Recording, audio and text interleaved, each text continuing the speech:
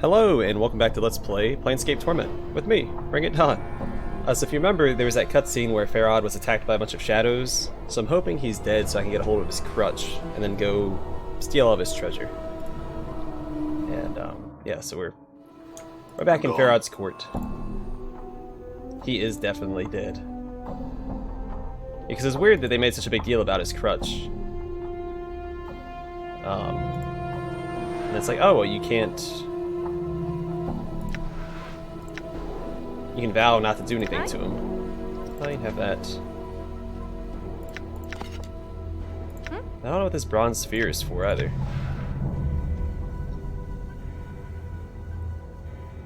The simple bronze sphere is about a foot across, but it is surprisingly light, as if hollow inside.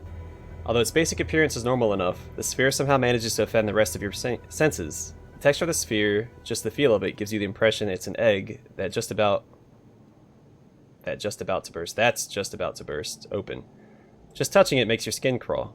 To make matters worse, the faint smell of rotten custard emanates from it, and it makes your eyes water. So I should probably take that. In enduring, grow strong. Ready. Sure. I don't need the rags. Oh, I got a bunch of jewelry.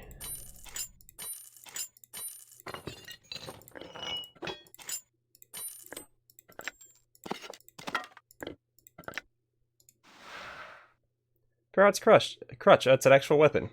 Okay. Rickety wooden staff has a crosspiece nailed across the top. The crosspiece is wrapped in rags, presumably to keep the darn thing from jamming too sharply into Pharod's armpit when he leans on it. The crutch, not surprisingly, smells terrible. Every inch of it is covered in dirt, sewage, and various unidentifiable stains. Gross. Something about this crutch makes you wonder. Despite its fragile appearance, it has held up rather well. You even test it with your weight, and it holds you up without so much as creaking.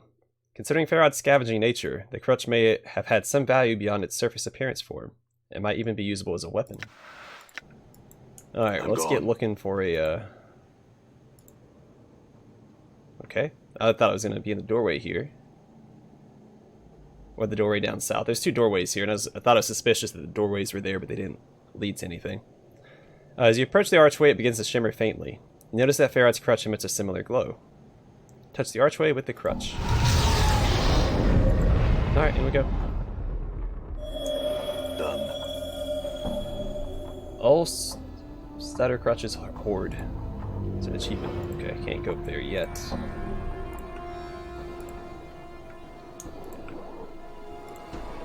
And I also got another crazy idea. Now that I can speak to the dead, I'm interested in going back to...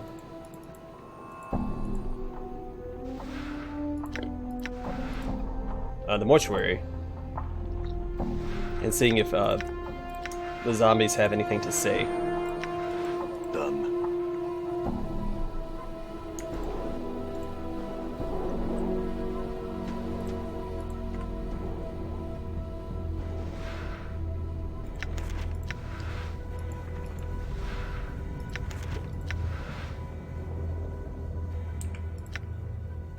Alright, so he doesn't know Chromatic Orb yet. Does he know Magic Missile? He does, okay. And he knows Chromatic Orb. So I just sell those. I hear your words. All right. Not a big deal.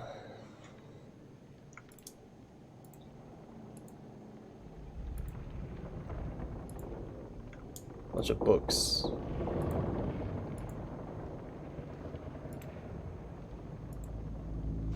A little bit of money. Scroll of Swarm Curse. All that scuttles, creeps, and swarms shall be invited to dine on a victim of your choosing. Brings a swarm of insects to attack all those in the area of effect. They inflict 1 to 4 plus caster level every 3 points. Every 3 caster levels points of damage every 5 seconds. No one can cast a spell within the swarm. Okay. Done. Well, that's interesting. I almost didn't come down this way.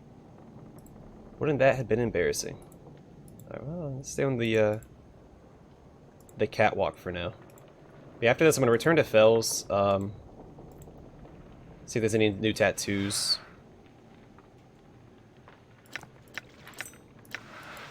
Done.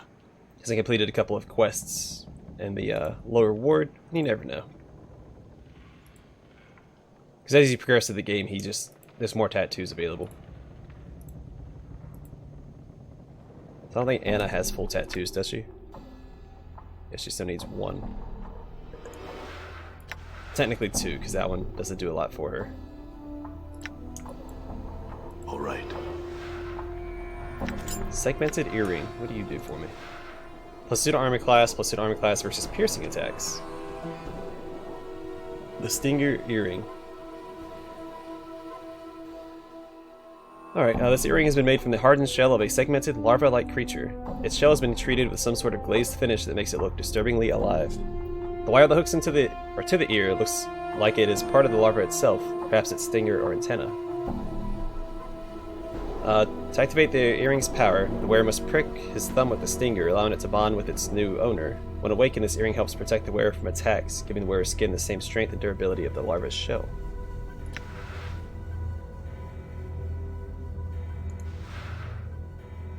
That's better for me. I can give this to Dak'kon, right? No, he can't wear it.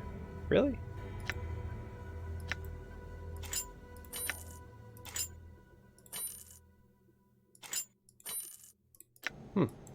Done.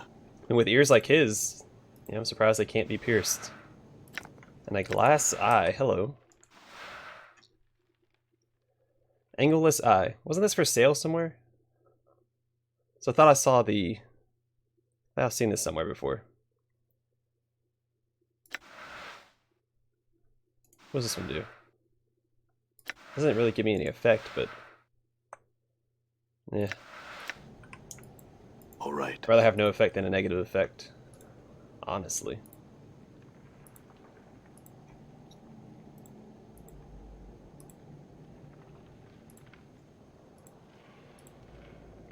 This is an interesting area.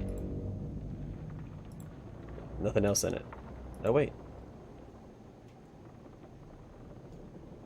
Okay. Notice an enclosed space beneath the walkway begin to shimmer softly. Once again, Pharod's crutch glows as well. Oh, this is the exit.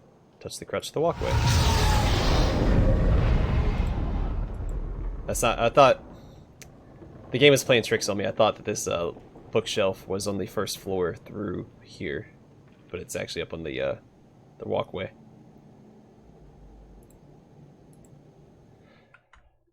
Well... All right. Okay, and it is the other doorway.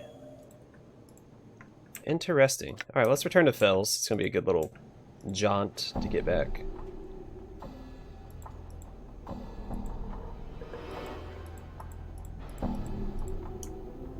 Oh, there it is. I couldn't find my way out. All right. Oh, man.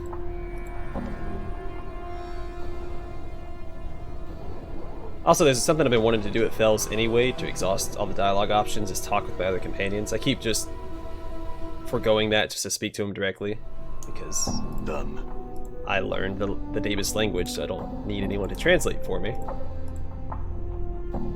I was curious, because Anna really, really doesn't want to be there, so I'm wondering how she reacts if I make her talk to him. Since she's terrified of Phil.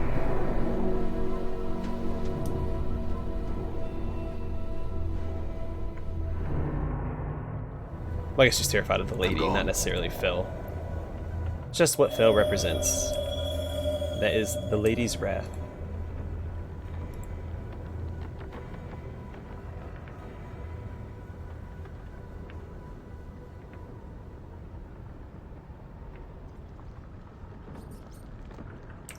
I really like...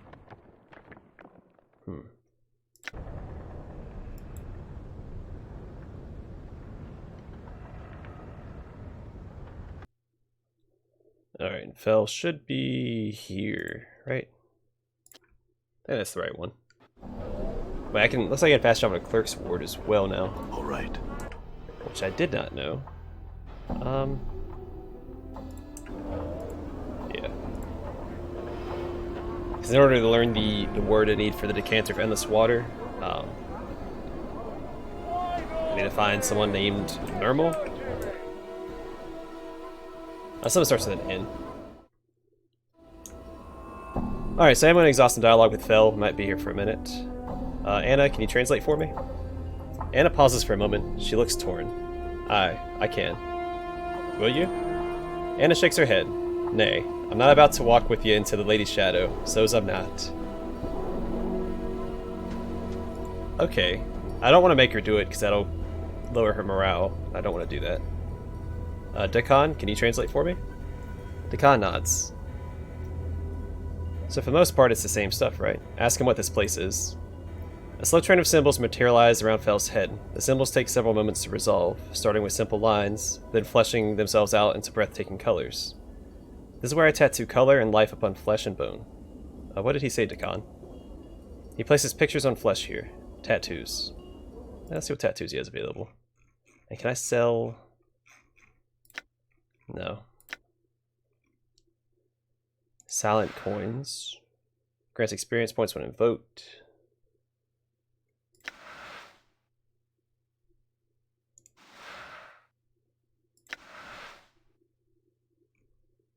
Tattoo of Grossuck's demise, see?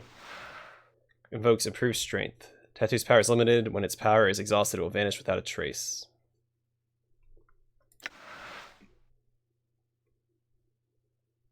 I think that's the only new one. Okay.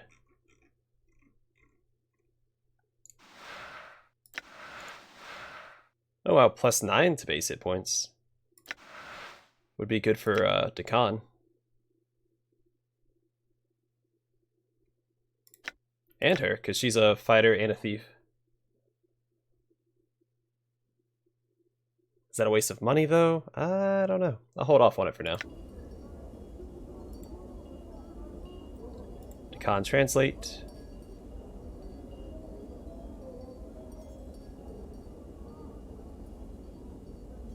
Alright, I feel like I know you, Phil. Phil bows reverently, and a stream of symbols swirl about his head, rotating clockwise, then counterclockwise. Takes you a moment to translate, so this is all the same stuff. He has split his speech with a contradiction. Dak'kon pauses for a moment, his black eyes swimming across the symbols. He says it is the first time you have come to him. He says it's not the first time you have come to him. Does he know who I am? What did he say, Dak'kon? I don't need to reread what Fel says. You are known to him, but he cannot tell you what you want to know. And why not? What did he say, Dak'kon? In place of an answer, he surrenders an apology for his silence. Dak'kon pauses for a moment, and when he speaks again, his words are like ice. He says that he cannot change the nature of a man.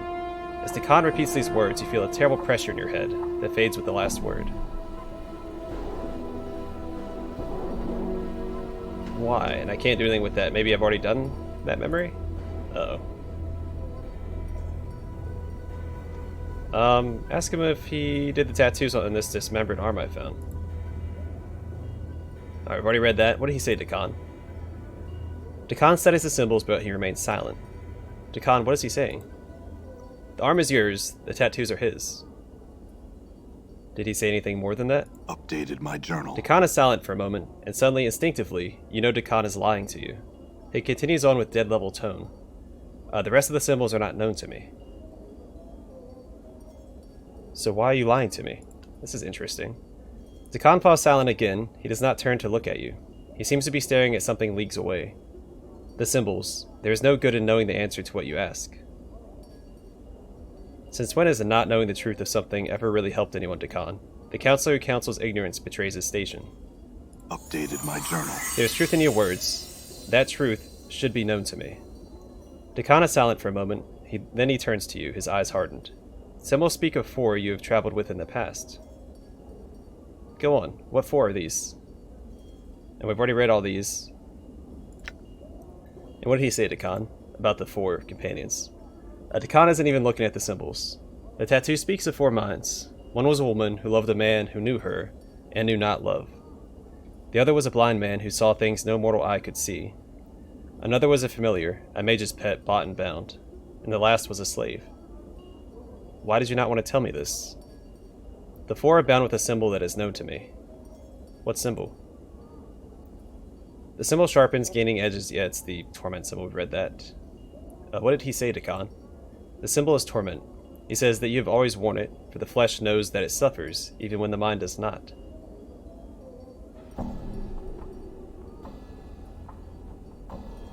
So very similar. This sounds more kind. I'll say this one. I see. Can you tell me anything? Yeah, can you tell me anything more about the form on the tattoo? Dak'kon is silent again. I will not speak of it here. Ask when what we speak of will only be heard. I'm sorry. I will not speak of it here. Ask when what we speak of will be for the ears of those. Oh my goodness. Why is the sentence so hard to read? Ask when what we speak of will only be for the ears of those that walk with you. There we go. Very well. Yeah, let's go talk to Dak'kon about this. I'm interested now.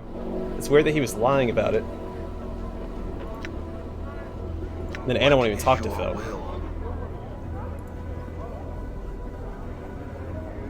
I can ask him about Struck to Lore. Did I already do that?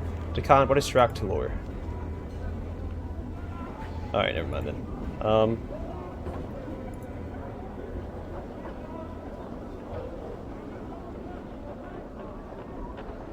Some questions about the Githzerai language. Can I learn it? Was this not an option before? Can you teach me the... Because I keep talking to these Githzerai and I can't actually communicate with them. Can you teach me the ways in which your people speak? Know that the speech of the people has its foundation in history. All things are as story to us. Metaphor is a tool, and an inspiration to the strength. Now when we speak of Toryg's table, remember that Toryg was noted for his hospitality and goodwill. When we speak of Selkant's heart, we recall the lecherous and cruel nature of Selkant. I understand. Will you teach me? Updated my journal. Dak'kon teaches you some of the common forms of speech. A wise man is said to have wrote the Book of the Anarchs, while to accuse another of treason is to remember Vilquar's eye. It is said of generous people that their cupboards are bare. Common greetings include Hail Swordringer and Zerkai's kin bow to you, to which one should respond, and the traveler is pleased. Dak'kon is a skilled teacher. After his instruction, you feel capable of exchanging proper greetings with other Githzerai. Alright, thanks, Dak'kon.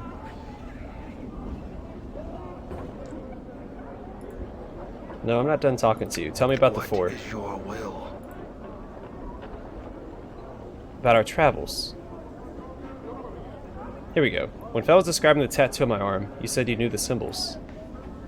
The symbols speak of four you have traveled with in the past. What four are these? Updated my journal. The tattoo speaks of four minds. One was a woman who loved a man who knew her and knew not love. Alright, we've read this. And which one of them was you, Dak'kon? Were you the slave? Was he our companion? So, a disclaimer, between my previous attempt at playing this game and this one, I have been on the Wikipedia and the forums. So I know something about the companions. I don't know their stories, I always avoided that, but I know how to recruit every companion. Because honestly, I never thought I'd play the game again. But look at me now. So, him being a companion previously comes as quite a shock to me, because why wouldn't he tell me that? Alright, so, and which one of them was you, Dak'kon? Were you the slave? Dak'kon is silent for a moment, and the surface of his blade swims as if in turmoil. Know that this one owed you a service. Knowing this to you, it became his slavery. And how did this come to be? Know the tale is long. The matter is between me and the other that was once you. Know that if you hear it, know it shall be a long tale. I would hear it. Upon the rolling plain of limbo, the people shape cities from the chaos with their thoughts. Know that there is no place for a divided mind. Dak'kon raises the blade from his shoulder and holds it before him. As he stares at it, it sharpens until it is almost as thin as a piece of paper. Go on. A divided mind is an unfocused mind. A divided mind fractures walls and weakens stone. As Dak'kon speaks, the edges of the blade corrode slightly, the metal misting and melting along the edges. Many divided minds may destroy a city. I understand. Go on. Long have I known the words of Zerthamon. Through my voice, many have come to know the words of Zerthamon. Does Earth protect the community from all threats, whether to the body or the mind? They are the guiding stones in the chaos, so it came to pass that I spoke the words of Zerthamon without knowing the words of Zerthamon. It came to pass that I no longer knew myself. So you doubted the words? No. Dak'kon's voice is edged, and his blade sharpens in response. I knew the words, yet it came into my heart that perhaps others did not know the words of Zerthamon as Zerthamon knew them. So we've had this conversation before, but he cut me off when he was on the plane. So I have a feeling that we saved him from the planes of Limbo, and he owed us this debt that he's talking about. And so division formed. As my mind became two, as my mind became divided, those that looked to me as a guiding stone became divided. Many scores of Githzerai, many hundreds of scores of Githzerai doubted. Shrak-Tilor died that day. So those that followed you came to doubt the words as well, and the city was weakened. The enemies of Zerthamon came. Know that their hatred of his words and the people lent their blade strength. Know that they sensed the weakened city, and they brought war with them. Many Githzerai drowned in the chaos and beneath the blades of our enemies. Small beads of metal appear on the surface of the blade as if it is blistering. Know this happened long ago. And what happened to you? As I fell from the walls of Shrak-Tilor, know that myself was broken. My blade was missed, my mind divided. I was adrift upon Limbo seas, and I wished to drown. I died for days, my mind awash in division, when death finally came to me. It wore your skin, and it had your voice. See, now that's a different sentence. I like that. Alright. Me? You asked what I hear. You ask that I hear you. As Dak'kon says the words, your vision bleeds outwards, and a crawling sensation begins to worm its way through the back of your skull. You feel nauseous for a moment, and your vision is suddenly as chaos, smeared, twisted, and you are someplace else, someplace in the past. Surrender to the memory. Everything around you is in turmoil. Your vision is hazy, swirling, dizzying, all at once. There is mist, pockets of fire, islands of mud, stone and ice-covered rocks swimming through the plain like fish, impacting and dissolving, droplets of water arcing through the howling air and lashing your skin like teeth. You choke back your nausea, and you steady yourself. This is the plane of Limbo. All is chaos, nothing is stable. You focus on the dying man that lies before you. So from this word right here, from you here, to everything, that is all one sentence. Jeez. Alright. It is why you have come to this place. Echo. Examine this earth, see if he still lives. The man is a Githzerai, his body embedded in an earthen pocket that swirls around him.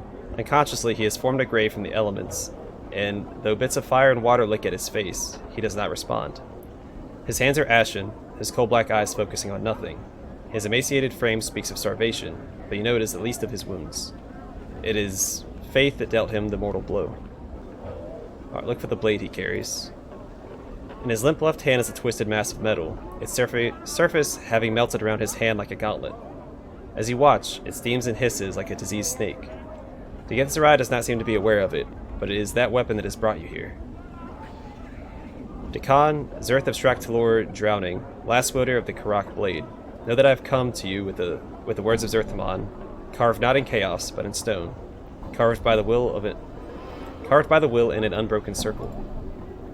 At the word Zerthamon, Dak'kon's eyes roll in their sockets, and they attempt to focus upon you. With effort, he cracks his mouth to speak, but only a dry hiss emerges. Bring forth the stone from your pack and hold it before him so he can see. Know that the words of Zerthamon inscribed upon this stone are true, and know that your divided mind need be divided no longer. All you must do is take the stone, and you shall know yourself again. Dak'kon's eyes flicker over the unbroken circle of Zerthamon, and for a moment you think he might be too close to death to recognize it. Then the right hand twitches, and he pulls it slowly from its earthen prison. The clumps of earth streaming off of it become water in Limbo's chaotic winds. His skeletal hands clutch the stone like a drowning man, and his eyes flash. Know that I have saved your life, Dak'kon, Zerth of Shrak-Tilor. Updated my journal. Dak'kon's eyes turn from the stone and flicker over you, and he hisses again, too dry for a moment to muster the words. He blinks, slowly, then speaks, his voice barely above a whisper, but the words are what you wanted to hear. My life is yours, until yours is no more. Close your eyes and return to the present. So since I'm immortal, him promising this to me, so maybe that's why he didn't tell me, because he wanted to be free of me. But then wouldn't he be breaking his oath? Also, it was curious because when we were in the Smoldering Corpse bar, he was staring at us. Because when we asked somebody else about him, it described Dak'kon as staring at us from across the bar. Close your eyes and return to the present. Dak'kon is silent. I heard your words. The chaos in my mind became still. I knew myself again. So you got the circle from me. Updated my journal. Yes, and knowing its words, I knew myself. But did it save your life, Dak'kon? Or did it divide you further once you studied the circle? Dak'kon is silent for a moment, but his blade writhes as if in pain. He is slow to speak again, and when he does, his voice is somber. It divided me. Then did I save your life, Dak'kon? Or did I only add to the pain you already felt? Those words of Zerthabon's, they only seem to divide you more. I see it when you pore over the teachings. Dak'kon is silent. I say that I never saved you, Dak'kon. I only raised you from the near death so that you might die again. If you had died at Shrak-Tulor, then you would have known peace. Your words carry the weight of truth. The death I would have died at Shrak-Tulor, that would have been the last death. Every day I have lived since is a new death.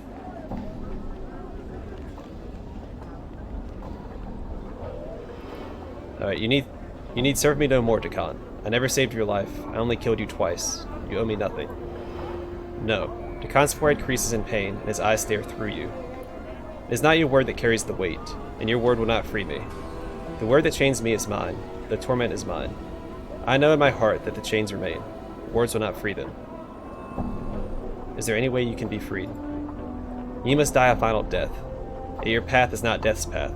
There is no resolution in this matter. Vow. I swear I'll find one, Dak'kon. I'll find one that sets you free. Updated my journal.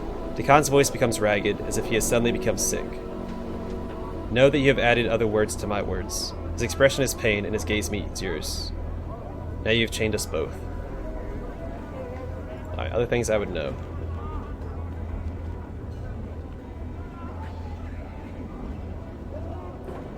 Alright, you said I gave you the Circle of Zerthamon, Dak'kon? Okay. We've already talked about that. Tell me about that other me, the incarnation you knew. What was he like? Dak'kon's gaze travels through you, and he falls silent. Dak'kon? Updated my journal. Know that he was different. Know that the differences were not marked on the skin, nor in the way of the weapon, nor in the attire that cloaked him. Know that he was different in the way of thought and the means he acted upon his thoughts. His will became substance. Know that he saw others and did not see them. He knew only how they could serve him. His heart was treacherous, and it was cold, and never did its coldness burn him. Did it ever touch you, Dak'kon? Did he betray you? Dak'kon's blade begins bleeding into a dull, flat black, and he watches edges, like teeth, begin sprouting from the edge of the blade. His face clenches, and he speaks through his teeth. It is not my will. You know of this. Tell me, Dak'kon, did he ever betray you? No, there were many treacheries. Any treachery upon me was by my hand, no other. Tell me, Dak'kon, what was the treachery? I surrendered my word to him. I surrendered myself. Alright, we've already done that. So where is the... about our travels? You said that I once traveled with 4 others. Who are these others? Okay, what can you tell me of the 4? The woman was young. She worshipped time, for in her blood she knew of things to come. The archer was a blind man, and he could see things that no other one could see. The path of his arrows always led to the heart of an enemy. The familiar and the slave I know little of. But tell me more about the archer. I know little of him. I know he was a soldier. I know that alcohol had taken a portion of his life. In blindness he had come to know a different sight. In knowing this, he had become strong, yet he did not know his own strength. Do you know what his name was? Before Dak'kon can respond, you suddenly know the answer. There is a crawling sensation in the back of your skull, and you feel the name surfacing, as if from beneath a great muddy ocean. His name was Zachariah. He was blind, but in blindness he had gained a second sight that allowed him to see things hidden to others. He was an archer, and where his arrows flew they found the hearts of their targets. Updated my journal. Know that Zachariah was the name he carried, and know that his name pierced the heart of many enemies. Tell me about the others. Why can't I ask about the woman? I don't know her name. I'm gone. Well, that's really interesting. We learned a lot right there about Dak'kon. It's a lot to take in currently. Alright, so I do want to go to the mortuary. Actually, I might stop by the market real quick and sell some stuff.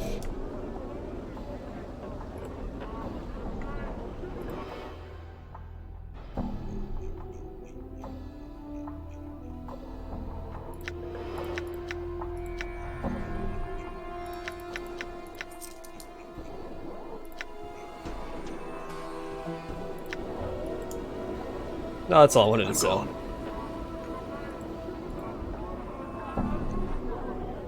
Alright, so let's see if we can get back in the mortuary, because I know I can talk to some... Or I hope I can talk to some zombies. So what's different about the mortuary than the... Dead Nations? The Dead Nations, using your special ability. Done. All the zombies, they weren't unique. Here, they all have unique identifiers, and they all have... Where's been sealed? I'm a dustman, let me in. You see a pale-faced dustman standing guard over the front gate.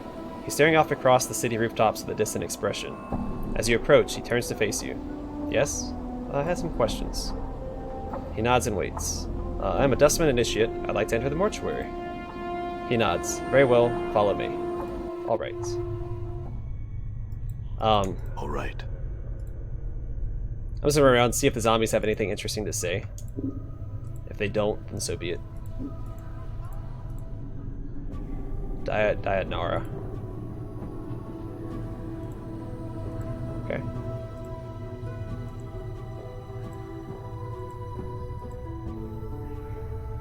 Oh, do I need to cast it? No, I can use it right here.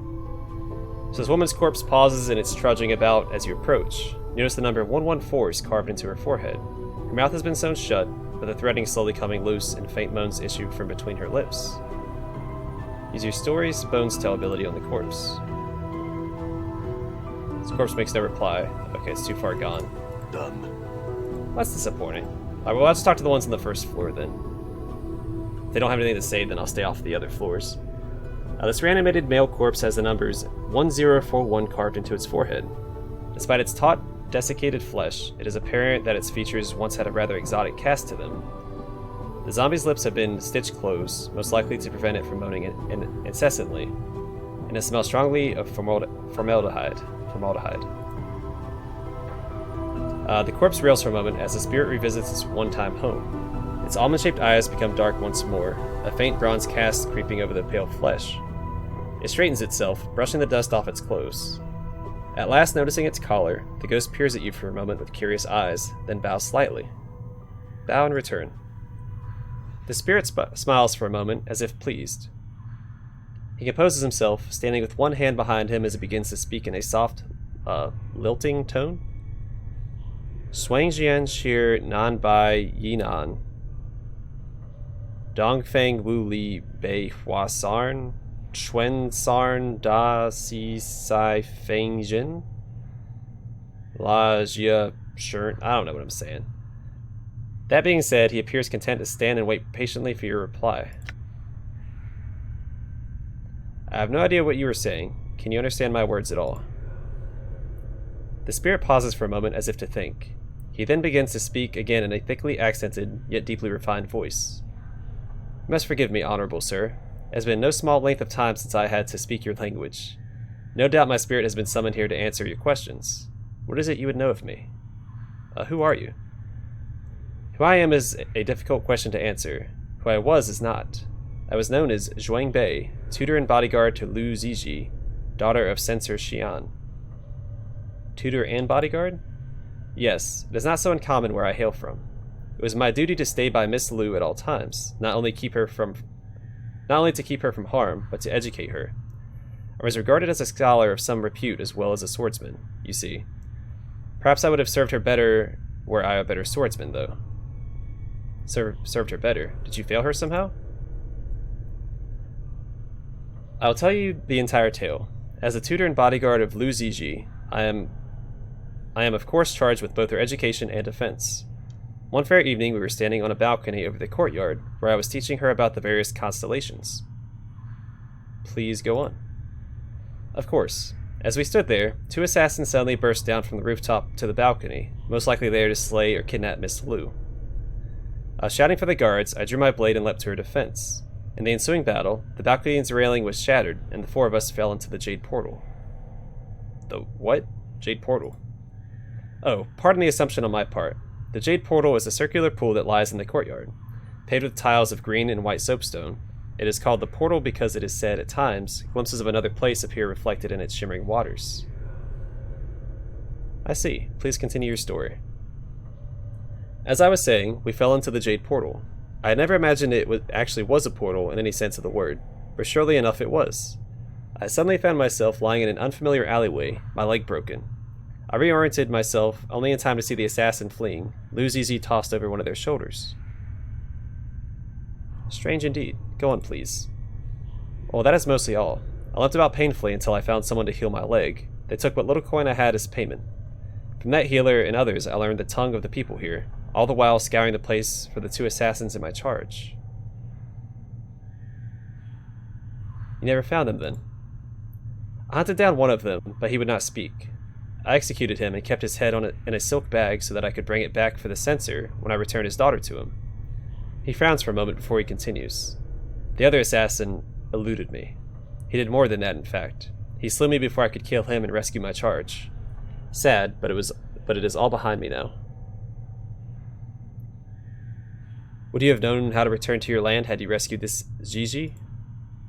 No, but I'm confident I would have found a way. A moot point now, really. I wonder if they're still in the city. Perhaps I could find and help this girl.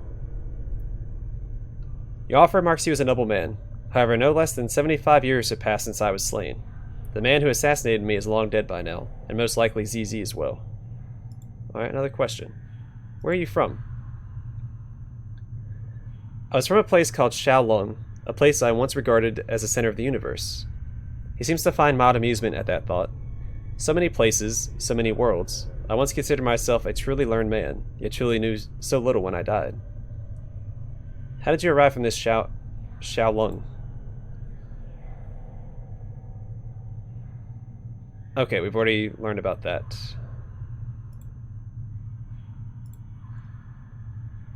How'd you end up here? As a zombie, I mean.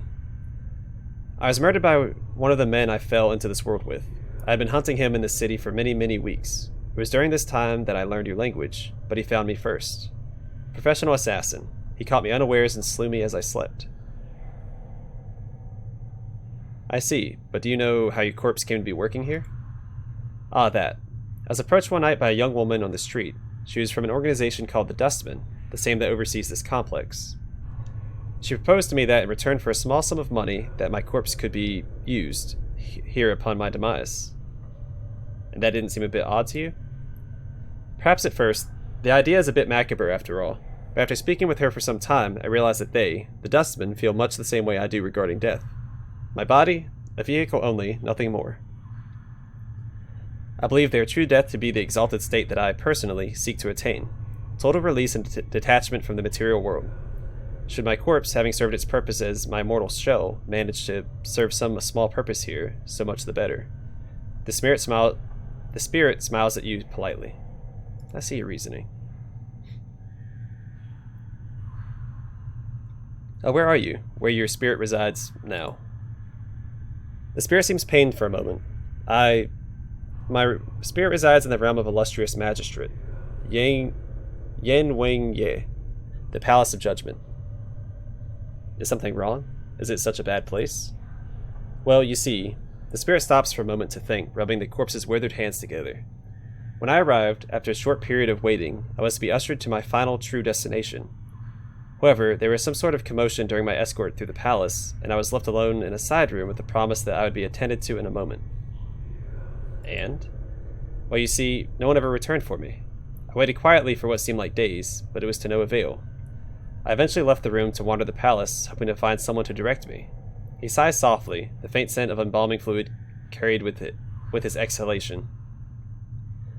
There are 9,001 rooms here, and each one I have passed through, I was merely directed to another. I seem to have fallen between the cracks for the time being. This is interesting. There's a story. Who wrote it? It's called The Castle. Where this guy,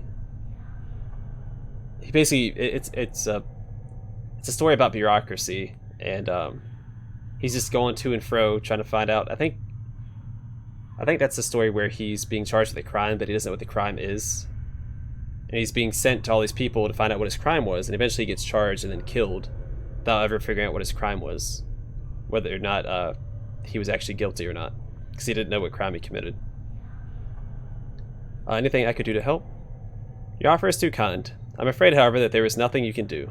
I am sure that in time I will be sped on my way. Again, though, thank you.